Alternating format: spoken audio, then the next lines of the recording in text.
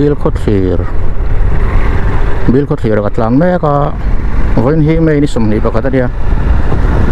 sai pai sai pum ti vel ka zuk right do na tuna hem bill code here kat lang me ka ni peng takhi ka selawa koi lai taka teng nge pe no an tlang tha zel nga alo in ziak meng chumo bill code here po hey kho pui to khop mai kho lian to khop mai tlang ve du wang tham o mani hi ko chung rot mi kong pui dung ngot po hi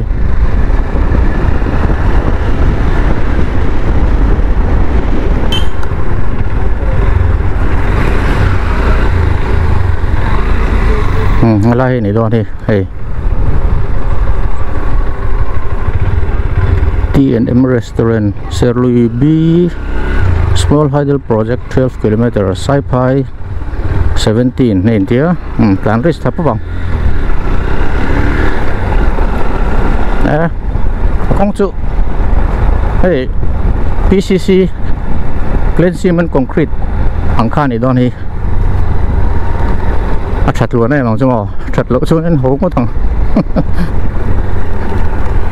khóc về nín nín tao này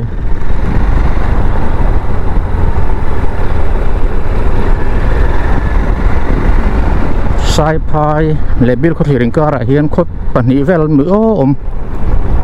thì chém pai lệ bill có thể rồi hiện chém pai niang á chọn chém pai rồi nó chọn bụi thì vel khá nia kalakal ngay mi lo ka vai khat kalna ni he bo na tur em al bang chumo he kong chu ti hi tiang hi ni pa ngai nuam don khop mai tang hi chuan chuk deu ngar ngar ni ka ringa phai ru ma lu tha don ni asam ram ri bul kong lai ku chu sai pum ti vel ku chu sam ram ri bul asam ram sul vel vek ania tu wang chuan phai zol te pokan mutur anga yang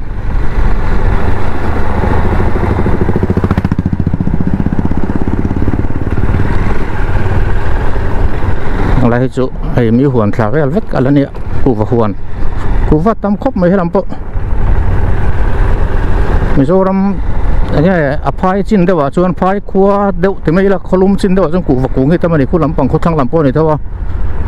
có là xịp làm bằng tay po này thôi à khu làm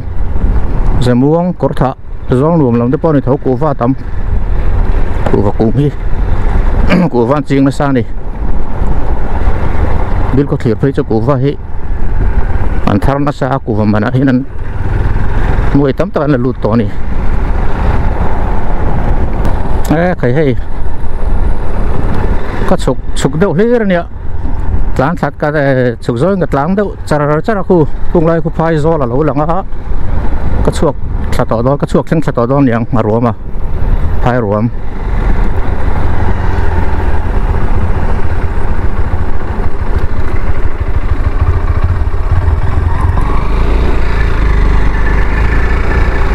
công bộ chặt băng ấy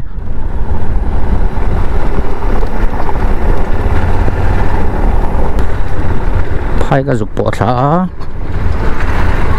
này ngồi rất khóc mày lấy muốn nghe mình ơi xem phai chú nghĩ được mấy mẹ thì hiện lại à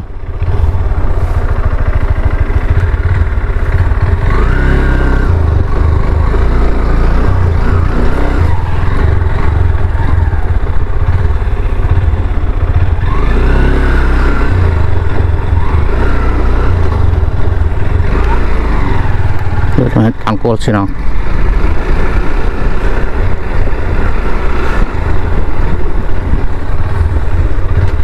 thế được dòng hơi này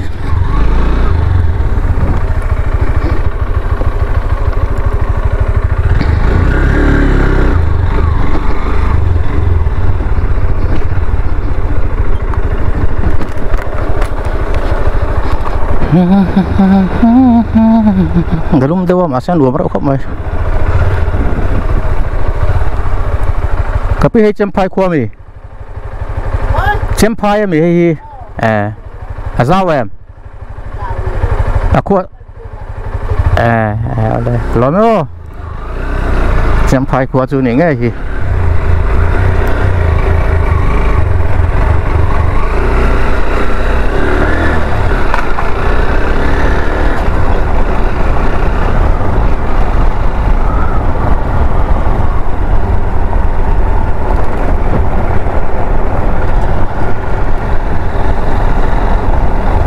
นี่สวอลครบไหม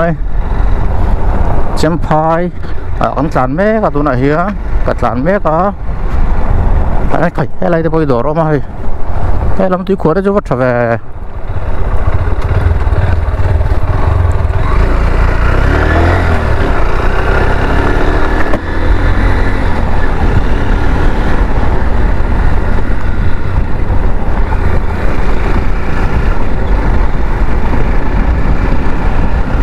ตั้งเลยตั้งเห็นก้าเราเอามาดีเห็นบิดพายเพย์จุ่มอ๋อเราไม่ตั้งอ๋อพอตั้งดุง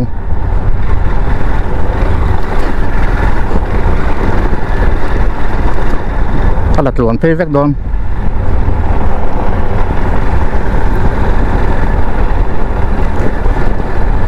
เราไม่ตีอินผมบีเบ้ไม่ใช่ก็ได้อิน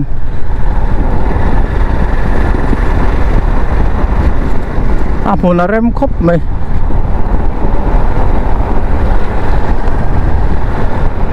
เฮ้ยเรามาส่งให้ไปเลยแหละโซลสักกันนี่เฮ้ย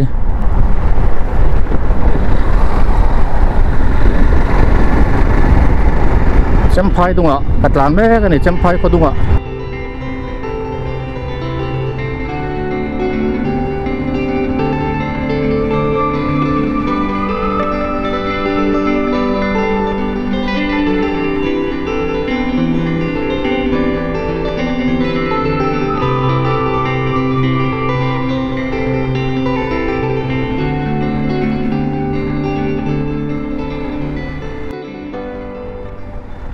เช่นพายจอยเฮียน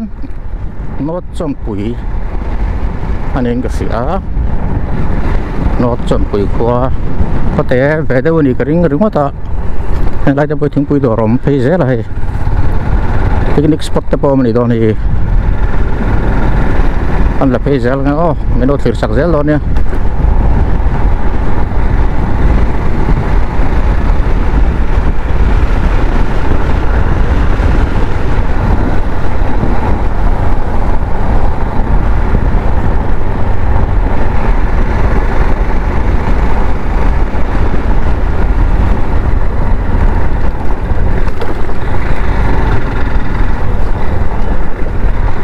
ตรงเหตุขวดแหละทุกทีนะหลังจากวัคเทปนี่แล้วเว้ย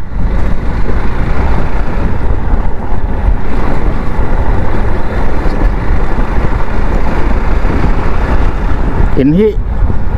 อันนมข้าตันฮีอันนมเพี้ยวเพราะว่าแต่ตัวรักษาต่างบอกไปกับไม่แล้วที่ขวดจะให้กงบุหรี่มาทารุแล้วไหมที่ไรที่พอคิดดอร์มันอีก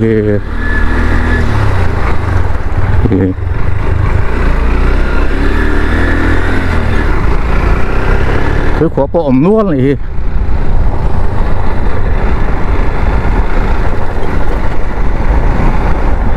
จำพายเลยเล็ด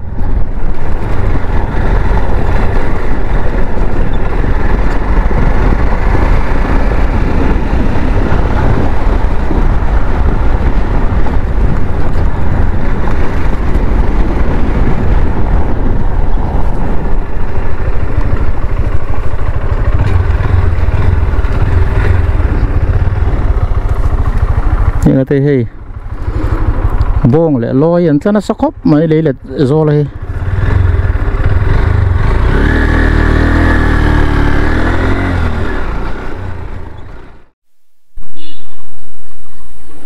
นี่ละให้เสียลุยบี small hydel project ปันนานี้ว่ากันแบบชินริมใช่ไหมถ้าเราหวังจุ่มการตีแบบชิมใช่ไหม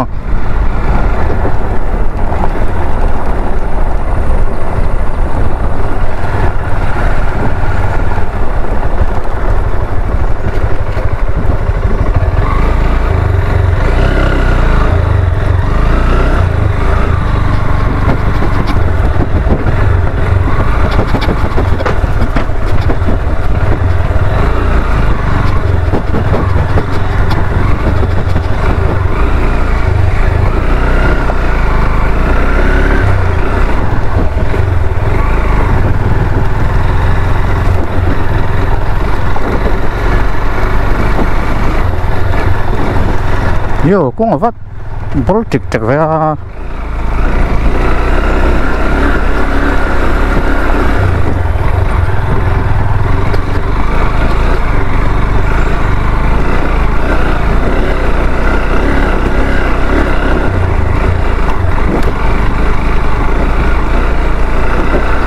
phát phát em luôn chứ mà cái mà hiện thì lot step up mình cái gì à hay là đồ chuan em mình hay del project bul về là hiện à con hi anh núm lửa em này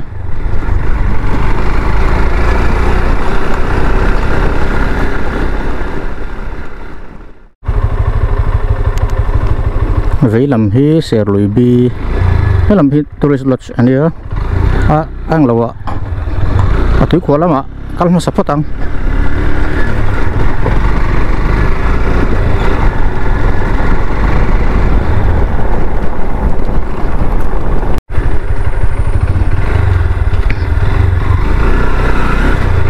hay là bridge lo om lại á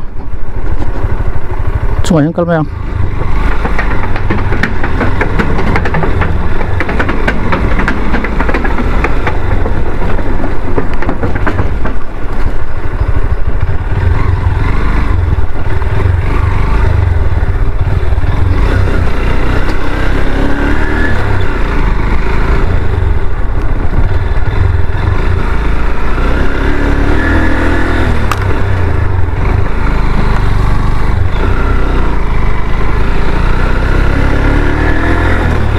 lại về thế này so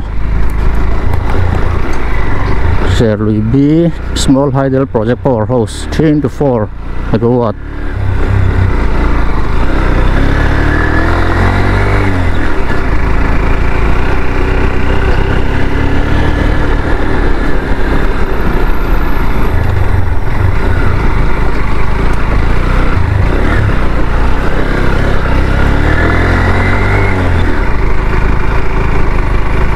số rộng rãi về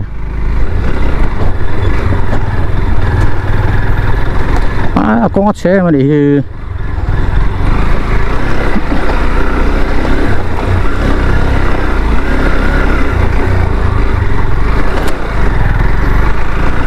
mặc bộp bộp về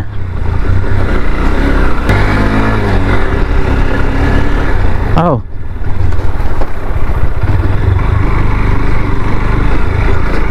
có là dễ lắm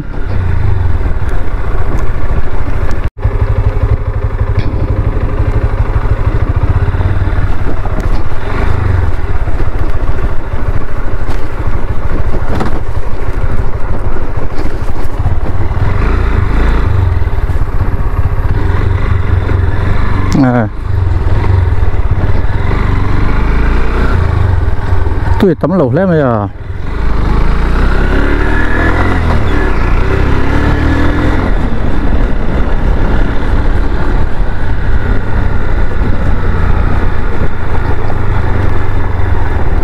khu làm khu po host làm khan nia khu làm khu tuổi rắn xuân làm khan nia đấy làm hết tuổi của lắm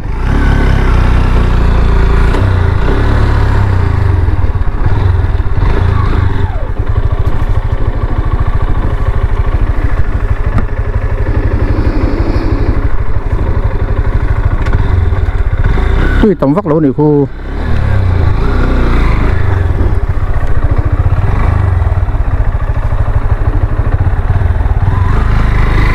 solo lỗ mấy không cần là tụi sai phai sai bùm thì nó mới cần là tụi cái lần này á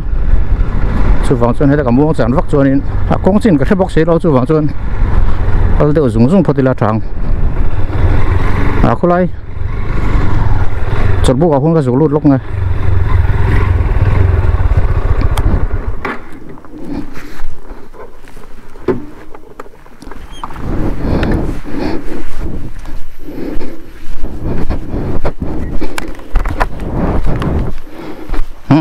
đây chốt bốc nó dỗ mày lỗ mà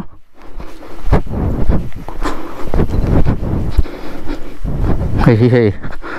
túi quạt lang quý về đi hay làm hey lúng hắn đã chỗ này hay thiên tôi phai khóc mày mình sinh ăn vẫn rẻ mà về là đây chợ bù của nó đột về sớm sớm mà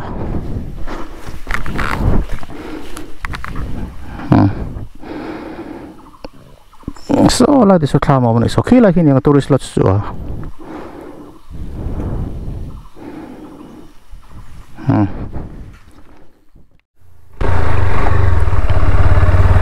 nghe là hi tourist lot xe lối bi tourist lot là mà đi cả vắt lút thấy về sớm sớm mà nghe ngon chiếc nghe ổn đàn cho mấy ông nôm mề lắm thì thế bộ vắt là vắt là bằng số mà con chú gì ông rất đi hay chú hay làm chú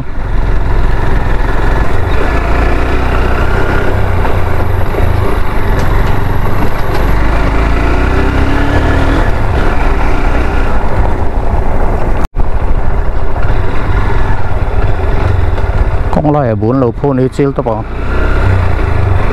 theo có nông mèo rồi về xí ở hay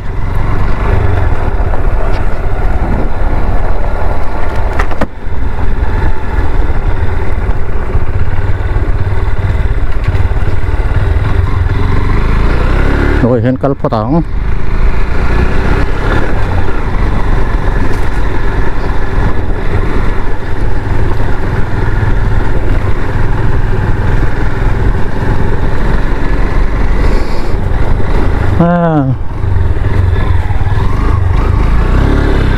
thiên để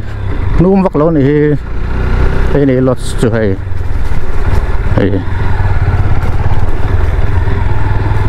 rẻ độ cho nó rẻ thế đó đi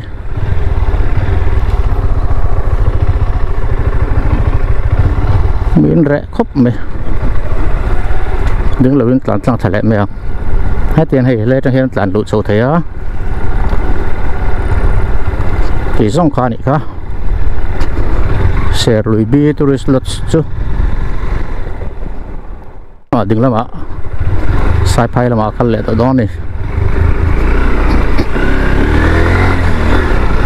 nó chọn bụi nên cái gì à hay mình đốt thoát chấm phai rồi đốt chia có ổn cả nó chọn bụi rồi sai phai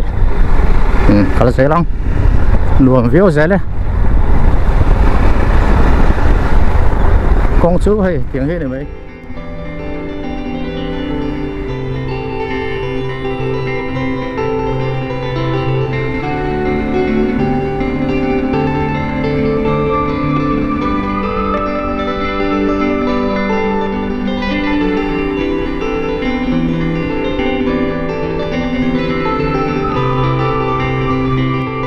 cũng là sang đâu liên tục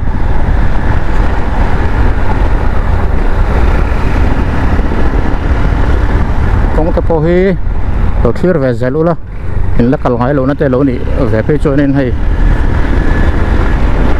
ram cắn phăng cái này mấy lon thế kan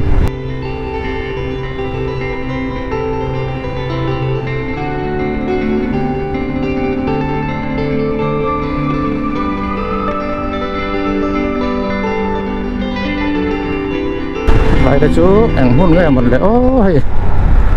ê cái khoản nuông đâu mấy lỗ mà đi cái này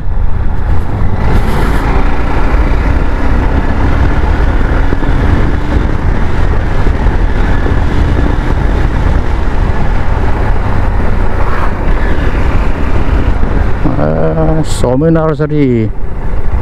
chẹp té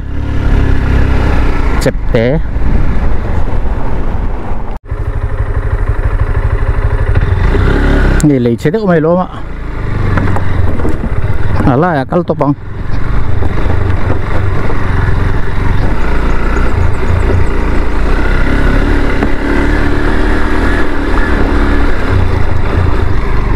โนดส่วนปุ๋ยดัมปิ้งกราวน์กิโลเมตรทุ่มโนดส่วนปุ๋ยมั้ง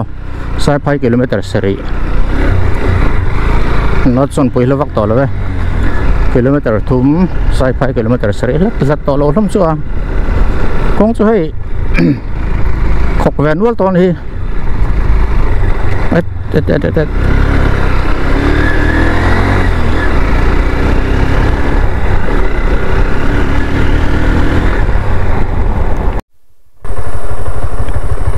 นอตจนปุ๋ยเข็นมากิโลเมตรนี้แวะแล้วมานอตจนปุ๋ยให้อะไรจ sel buk te lo ma he sakla ma hen tui kho ma de he thakop mai dai nom mel khop mai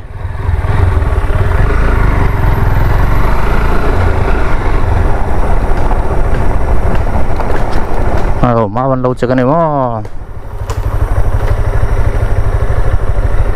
vai hồi ma van lâu chưa cái này cả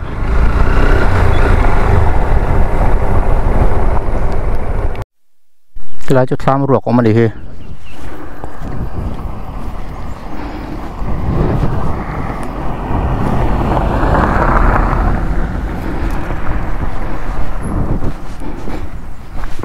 hey lấy là muốn luồng khóc mày rem khóc mày môi truyền tất cả này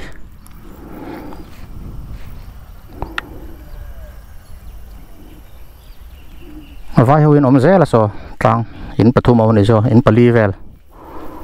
vai hồi chun tây mà này tiên ram nuôi ram pil rồi đâu point tiên lấy là vel om chun này ankle tủ thế nó bị dễ mày ạ mình rồi lấy là tất cả này cái ring hàng poi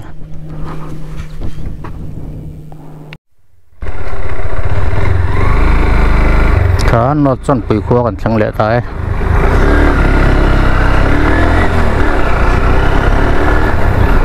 đây là tầm vóc là bóng nó chọn bụi khô bộ hiên cái điện đá này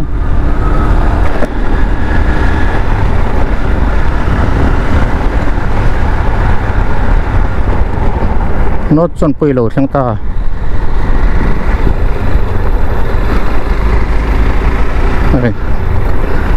thái quá đâu này ông đàn đi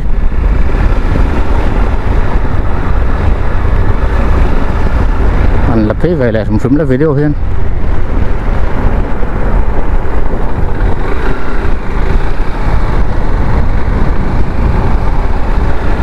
ram chu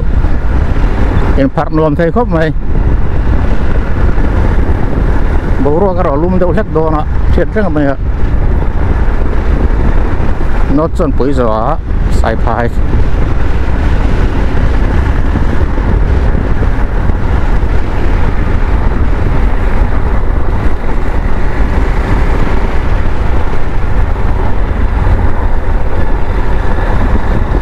anh ông khát mèo khóc mấy anh in lệ lâu hi à cái này lang sang cái nó mình gì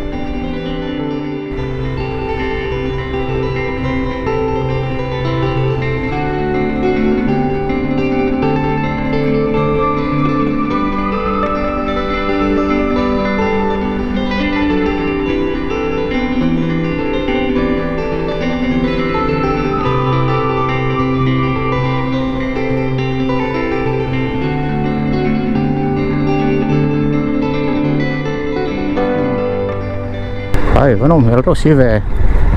hay té nó chọn với khoa chỗ này này lên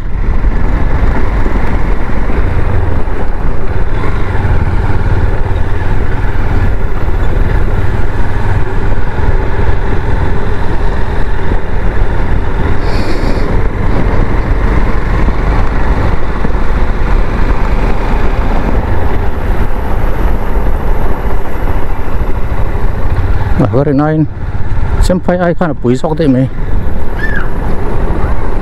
đây đọt con này đọt con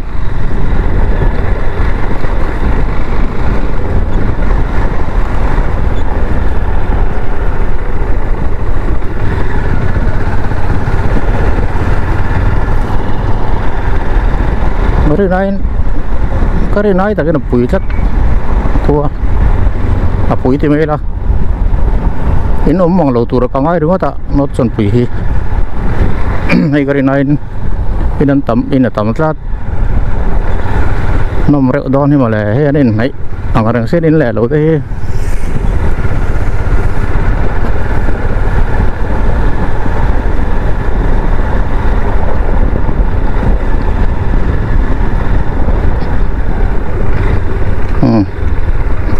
nó chọn bụi cho cái tí đấy ở trong khai đi mấy mèo cả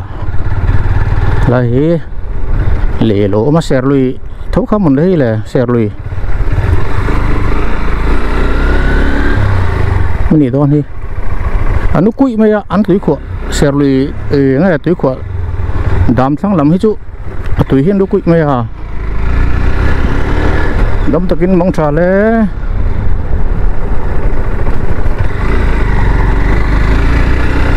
nó chọn bụi cái chỗ sân lẹ ta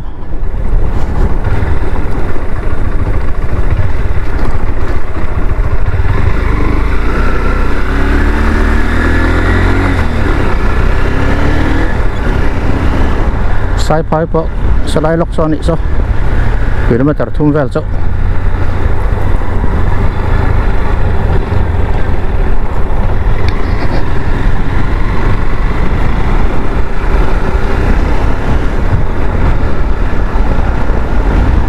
chọn bụi par po ta mình nó chọn bụi thì là hey cái chọn bụi par hey chọn bụi mùa đó anh tàn phê này công xếp cho ta là hết chọn bụi par phải trước mày hay